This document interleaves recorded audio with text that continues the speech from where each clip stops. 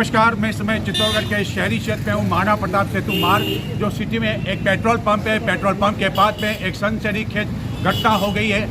कुछ अज्ञात लोगों ने चित्तौड़गढ़ के एक व्यवसायी है रमेश ईनानी, उन पर दिन दहाड़े फायरिंग की है, जिससे वह गंभीर रूप से घायल हो गए। जिसके बाद उन्हें तत्काल चिकित्सालय ले जाया गया, श्री सांवले चिकित्सालय, और उसके बाद में उदयपुर रेफर कर दिया गया और कुछ समय बाद वह उदयपुर पहुंच जाएंगे और वहां से अहमदाबाद रेफर किए जाने की तैयारी चल रही है। अब हम आपको पूरा मामला बताते हैं, आखिरकार मामला क्या है। लेकिन शहर में सबसे बड़ी चर्चा ये है कि रमेश ईनानी के बारे में जिससे किसी था, उसका लोगों का ये मानना है कि वह सरल स्वभाव के व्यक्ति थे और किसी से कोई उनकी दुश्मनी नहीं थी। अभी तक चित्तौड़ दर्शन की जो जांच पड़ताल सामने आई है, उसके अनुसार जमीन विवाद को लेकर ये सारा मामला हुआ है। कई समय से, कई वर्षों से एक जमीन विवाद जो कि बूंदी रोड पर है, वहाँ जमीन विवाद चल रहा था। मामला रेवेन्यू कोर्ट जो है अजमेर में चल रहा था और उनकी भाभी से हमारी बात हुई, उनके पार्टनर से हमारी बातचीत हुई, वह भी हम आपको सुनाएंगे। और जो चिकित्सालय में ले गए वहाँ पर क्या स्थिति थी वह हम आपको बताएंगे। लेकिन इस समय सिटी पेट्रोल पंप पर चित्तौड़गढ़ की एडिशनल एसपी सरिता सिंह, शहर कोतवाल, एफएसएल टीम सभी पहुँच चुके हैं और आसपास के सीसीटीवी खंगाले जा रहे हैं, फुटेज खंगाले जा रहे हैं कि आखिरकार हमलावर कौन थे जिन्होंने इस दिन दहाड़े इस घटना को अंजाम दिया, चित्तौड़गढ़ की शांति अमन चैन को जो है बिगाड़ने का प्रयास किया। इस पूरे मामले की पुलिस तेजी से जांच पड़ताल कर रही है। अब आपको बताएंगे कि आखिरकार घटना हुई कहाँ। यह वही स्थान है जहाँ की एफएसएल की टीम पहुंच चुकी है और इसको जो है ये क्राइम जो ये पूरा आप देख रहे हैं कि यहाँ पर जो ये वो बूट दिख रहे हैं, ये स्कूटर दिख रहे हैं, इसी स्कूटर पर सवार थे और एफएसएल की टीम तत्काल मौके पर पहुंची। ये कहना पड़ेगा कि पुलिस ने तत्काल तत्परता बताई और यह वही स्कूटर है रमेश ईनानी का।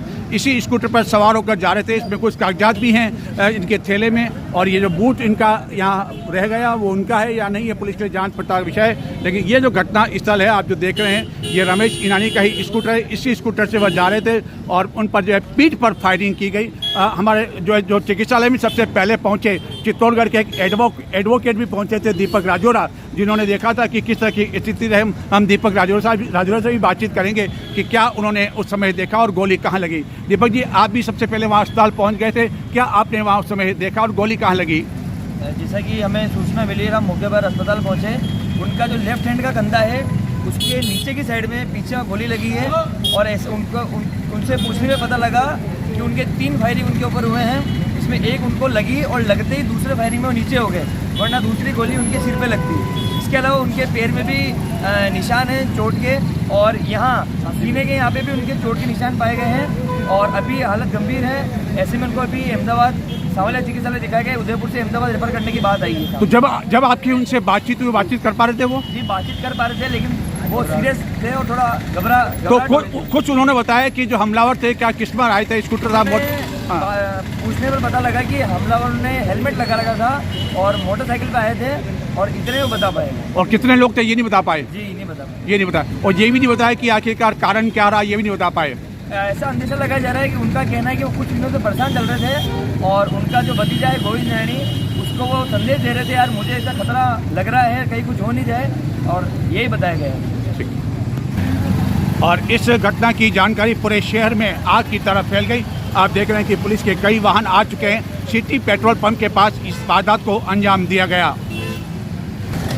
और पुलिस के कई वाहन यहाँ पहुँच चुके हैं। आसपास के सीसीटीवी फुटेज कंगाल जा रहे हैं। कई जगह सीसीटीवी यहाँ लगे हुए हैं, इसलिए ये तो पता लग ही जाएगा कि आखिरकार हमलावर कौन थे। लेकिन सबसे बड़ा सवाल यही रहेगा कि आखिरकार इस हमले का कारण क्या रहा, उद्देश्य क्या रहा। जैसा कि मैंने बताया कि सबसे बड़ी जो जानकारी सामने आ रही है भूमि विवाद को लेकर, ये जो सामने बात आ रही है। लेकिन एक बहुत बड़े चित्तौड़गढ़ के संत थे, उन पर भी आरोप लगाया उनकी भाभी ने। हालांकि ये आरोप आसानी से गले नहीं उतरते हैं क्योंकि जो संत थे अपने आप में बड़े पहुँचे हुए संत थे, जिनके पास मैं मानता हूँ कि कम से कम पैसों की कमी किसी तरह की नहीं है और जहाँ तक ज़मीन है तो वह ज़मीन विवाद में कभी पड़ना नहीं चाहते। हालांकि विवाद तो चल रहा है, वो बात अलग है, लेकिन आर्थिक दृष्टि से यदि बात की जाए तो वह काफ़ी अधिक संपन्न है। इसलिए कारण ज़मीन विवाद हो ऐसा लगता नहीं है, लेकिन अब कुछ समय बाद या शाम तक ये मालूम पड़ जाएगा कि आखिरकार हमलावर कौन थे। इस घटना के बाद वह फरार हो गए। एक बार पुनः बता दूं, एफएसएल की टीम पहुंच चुकी है, उसने अपनी जांच शुरू कर दी है। चित्तौड़गढ़ की एडिशनल एसपी के साथ भी पूरा जाब्ता यहाँ पहुंच चुका है, उसके द्वारा जांच पड़ताल शुरू कर दी गई है। और अब हम आपको बताते हैं आखिरकार इस मामले को लेकर पुलिस के अधिकारियों ने क्या कहा और उनके परिवारजनों ने क्या कहा। ये वही सिटी पेट्रोल पंप है, उसके पास में ही यह घटना हुई है। एक बार पुनः आपको बताते हैं, यहाँ पर एक मंदिर है और उस मंदिर के बाहर ही यह घटना हुई। जब वो स्कूटर पर जा रहे थे तभी ताबड़तोड़ उन पर जो है फायरिंग की गई और हालांकि फायरिंग जो हुई है वह पीठ पर लगी, इसलिए कहा जा सकता है शायद खतरे की कोई बात नहीं है। यदि गोली लगती तो शायद चिंताजनक स्थिति हो सकती थी, लेकिन गोली पीछे की ओर लगी है। और यह वह स्थान है, आप देख सकते हैं कि यहाँ पर जो है सुरक्षित कर लिया है इस स्थान को, ताकि एफएसएल टीम इस मामले में पूरी तरह से जांच पड़ताल कर सके। यह वही स्थान है जहाँ की फायरिंग की गई और यह पूरी तरह से जो है घेरा जा चुका है। यह स्कूटर वही रमेश ईरानी का, और जो जैसा कि मैंने कहा इसके थैले में कुछ कागजात भी हैं। हो सकता है कि उस भूमि विवाद को लेकर हो। एफएसएल की टीम यहाँ पहुँच चुकी है और अपनी जाँच शुरू भी कर दी है, जिससे पता लग सके कि आखिरकार जो फायरिंग की गई कौन सी जो है वो पिस्टल थी, रिवॉल्वर थी, क्या थी, उससे स्पष्ट लग पाएगा, पता लग पाएगा। यह वह स्थान जो पुलिस ने चारों ओर से अपने को घेर लिया है। और अब बताते हैं इस मामले को लेकर आखिरकार पुलिस अधिकारियों का क्या कहना है और उनके परिवारजनों का इस पूरे मामले को लेकर क्या कहना है। और ये रामद्वारा के पीछे वह ज़मीन है, 14 बीघा ज़मीन बताई जाती है, जिसको लेकर विवाद चल रहा है। और ये विवाद कई वर्षों से चल रहा है, आज का ये विवाद नहीं है। ये किले के पीछे, और आप जो पीछे की तरफ देख रहे होंगे वह रामद्वारा है और रामद्वारा के पीछे यह ज़मीन है। इस ज़मीन को रमेश ईरानी और उसके परिवारजन अपनी होने का दावा बताते हैं और जिसको लेकर रेवेन्यू बोर्ड में विवाद चल रहा है गत कई वर्षों से। इस पूरे मामले को लेकर संत रमता राम से भी हमने रामद्वारा पहुंचकर बातचीत करने की कोशिश की, लेकिन उनका ये इस समय विश्राम का समय होता है, इस कारण उनसे बातचीत नहीं हो पाई। लेकिन संत दिग्विजय राम महाराज जो कि चित्तौड़गढ़ में नहीं है, इन दिनों बाहर गए हुए, उनसे हमारी बातचीत हुई। संत दिग्विजय राम महाराज जो कि बाबा बागेश्वर धाम की जो इन दिनों पद यात्रा चल रही है उसमें शामिल होने के लिए गए हुए हैं, उन्होंने इस पूरे आरोप को बेबुनियाद बताया। हालांकि उन्होंने स्वीकार किया कि ये मामला कोर्ट में चल रहा है और जो न्यायालय का जो भी निर्णय होगा वह सर्वोपरि होगा, उसको स्वीकार होगा। और इस मामले को लेकर उन्होंने इसे बहुत ही हास्यास्पद बताया कि जिस तरह संत रमता राम पर जो है यह कहा जा रहा है कि उनके द्वारा ये कुछ करवाया गया होगा या उनके परिवार वाले जो आरोप लगा रहे हैं उनको संत दिग्विजय राम महाराज ने नए सिरे से खारिज कर दिया। और उन्होंने बताया कि पूरे चित्तौड़गढ़ की जनता जानती है कि संत रमता राम महाराज का जो व्यवहार है वह कितना जो है सौम्य व्यवहार है, मधुर व्यवहार है, और वह इस तरह के पचड़ों में, लफड़ों में कभी भी पड़ते नहीं है। और न्यायालय में भी उन्होंने अपना पक्ष रख दिया है और इस कारण जो है उन्होंने इस तरह से आरोप से इनकार किया। जैसा कि हमने बताया कि जब यह घटनाक्रम हुआ उसमें संत रमताराम जिनका शयन का समय होता है, लेकिन बाद में जब हमने दिग्विजय राम महाराज से जब आग्रह किया तो संत रमताराम जी ने अपने इस मामले में अपने आप को पूरा अलग बताया और उन्होंने ये स्वीकार किया कि मामला न्यायालय में चल रहा है और जो भी निर्णय होगा वह सर्वोपरि होगा। लेकिन अभी जो इस मामले को लेकर जानकारी जो रामद्वारा है, यहाँ से जो है इसी मार्ग से जो है लगभग आधा दर्जन पुलिस के वाहन गुजरे हैं, जिसमें पुलिस के अधिकारी थे, काफ़ी तेज़ गति से इस ओर वाहन गए हैं। 6 वाहन से भी अधिक वाहन थे जिसमें पुलिस के अधिकारी शामिल थे। माना जा रहा है कि पुलिस को कोई बहुत बड़ा क्लू मिला है इस मामले को लेकर, इसी कारण इसी मार्ग से जो है पुलिस के वाहन गुजरे हैं। अब बताते हैं आखिरकार संत रमताराम जी महाराज ने क्या कहा।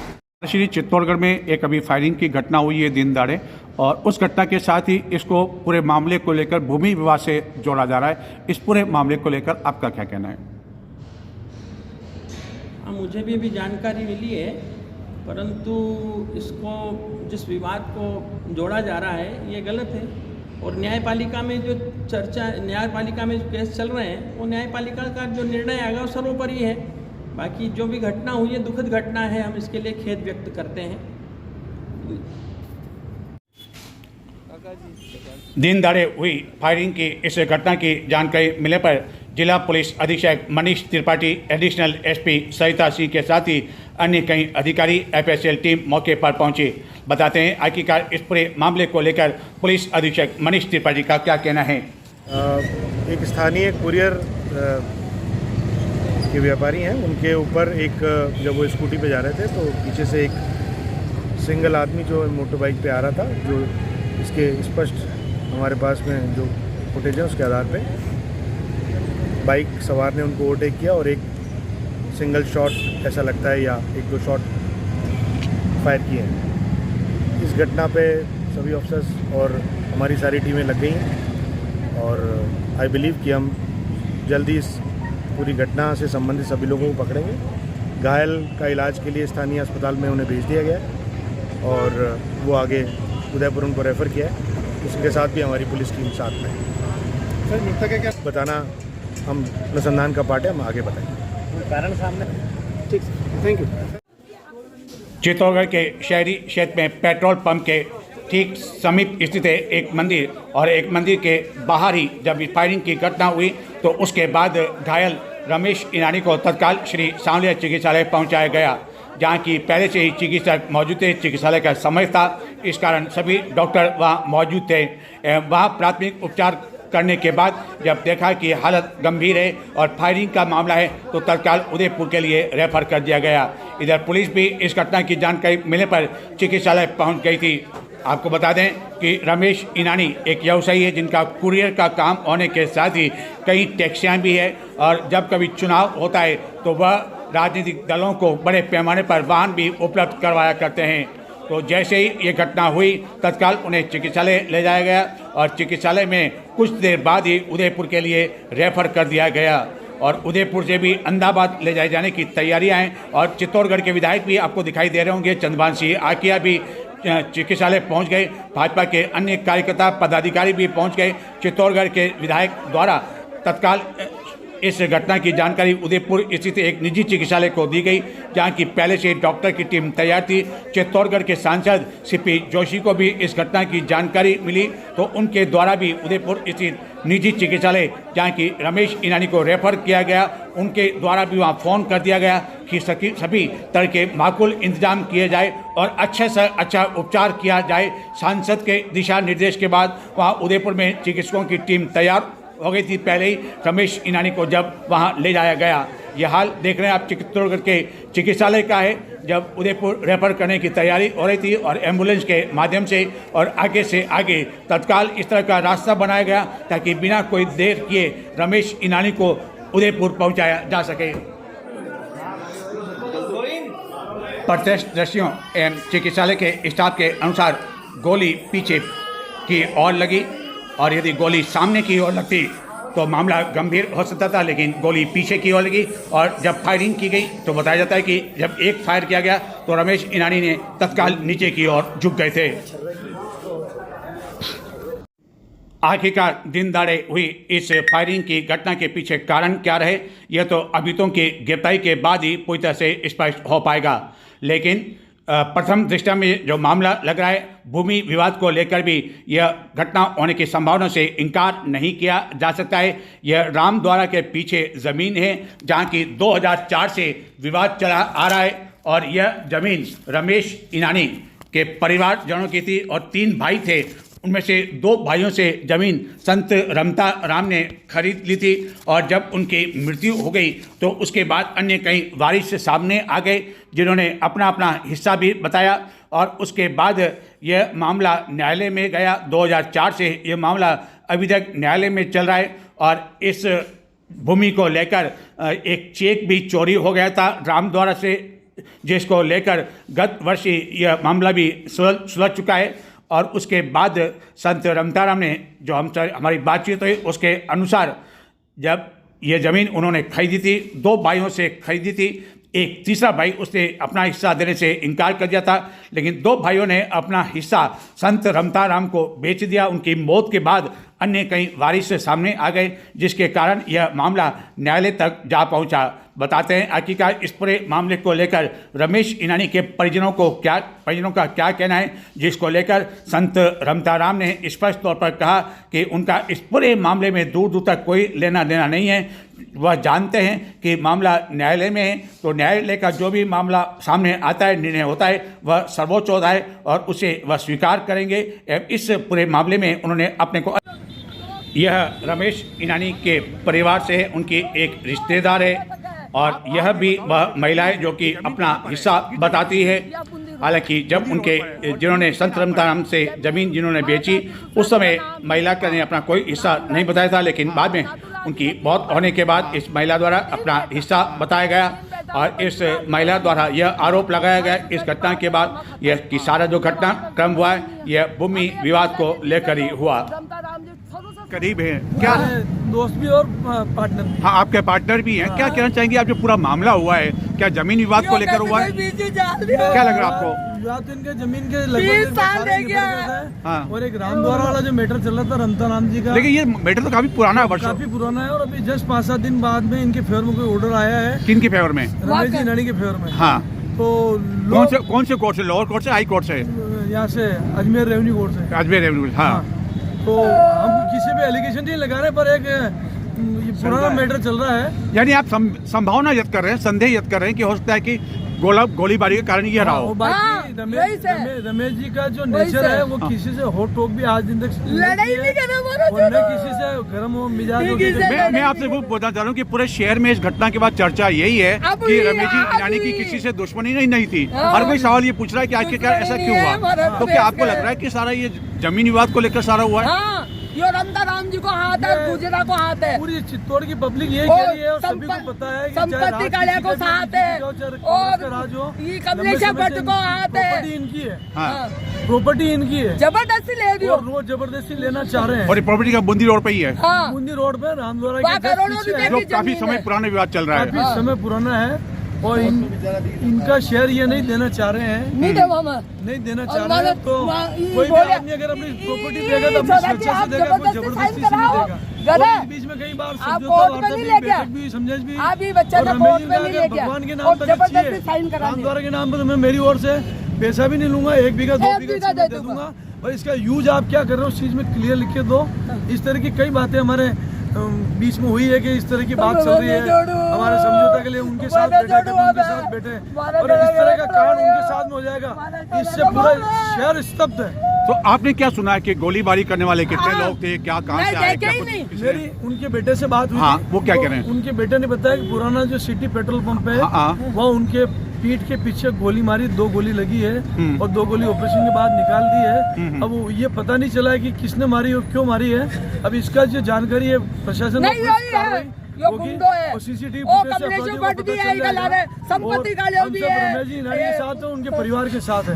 अब आपकी क्या मांग है इस पूरे घटनाक्रम को लेकर? क्या महाराज को पकड़ो। हमारी ये मांग है कि सबसे पहले महाराज को पकड़ो, जांच हो और हमारे चंद्रभान जी करोड़ों रुपए की संपत्ति है। हॉस्पिटल में आ गए थे और उनकी पूरी टीम आ गई, उन्होंने पूरा साथ में खड़े होकर पूरी कार्रवाई को अंजाम दिया और उन्होंने बोला कोई चिंता की बात नहीं, हमें जो भी होगा अपराधी को बख्शा नहीं जाएगा। यानी कि अब तक जो कारण आपको प्रथम दृष्टया लग रहा है कि जमीन विवाद को लेकर सारा संभावना लग रही है आपको? लोगों का यही कहना है कि जमीन विवाद को लेकर होना चाहिए।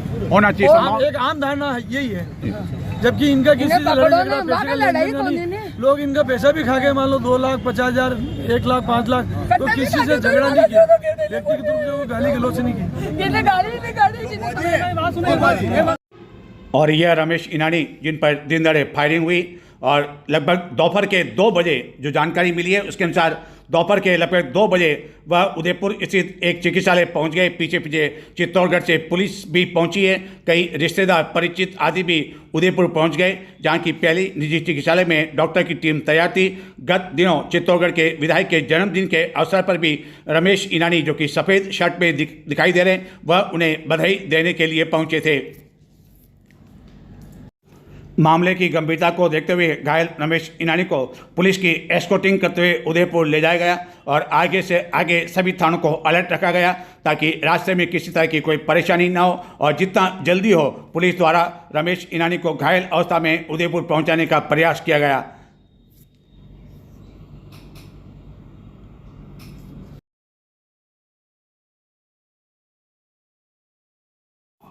यह उदयपुर के चिकित्सालय की स्थिति है।